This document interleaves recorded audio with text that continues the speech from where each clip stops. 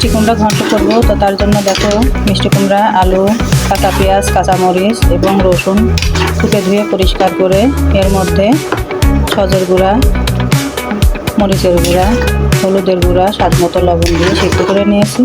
এখন এটা বাগারে দিয়ে রান্নার ফাইনাল লুকটা দেখাবো। কাঁচা পেঁয়াজ এবং রসুন তেলের উপরে দিয়ে বাগার করে নিচ্ছি। এটা একটু ভালো করে ভেজে নিয়ে মিষ্টি কুমড়া ঘন্টের ভিতরে দিয়ে রান্না করে নেব।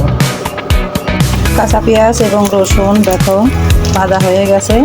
এর মধ্যে আমি পাঁচফোড়ন দিয়ে দিলাম। তো পাঁচফোড়নটা দিয়ে দেখো তেলের সঙ্গে ভেজে নেব।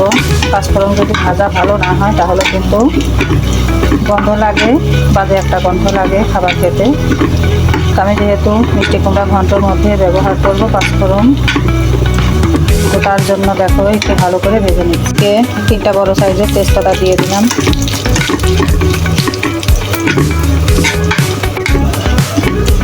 দেখো ভাজাটা হয়ে গেছে। এখন আমি মিষ্টি কুমড়া ঘন্টের উপর দিয়ে দিই।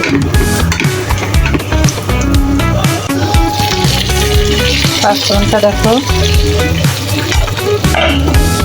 দিয়ে দিলাম, যাকে বলে বাগার দিয়ে দিলাম। একটু বেশি করে পেঁয়াজ মরিচ দিয়েছি, সেদ্ধ করার সময়ও এবং বাগারের সময়ও একটু বেশি করে পেঁয়াজ মরিচ দিয়ে ঘন্টটা করছি। বেশি করে একটু পেঁয়াজ রসুন দিলে ঘন্ট খেতে খুব ভালো লাগে।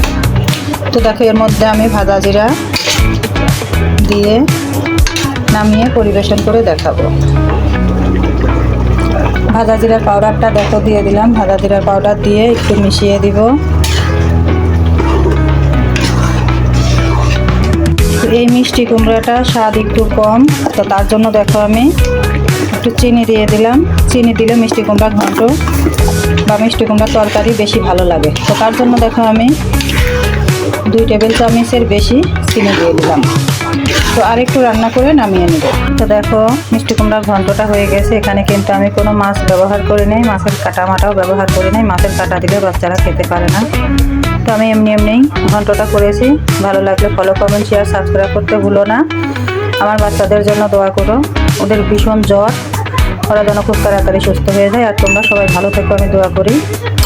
আজ এই পর্যন্তই, আল্লাহ হাফেজ।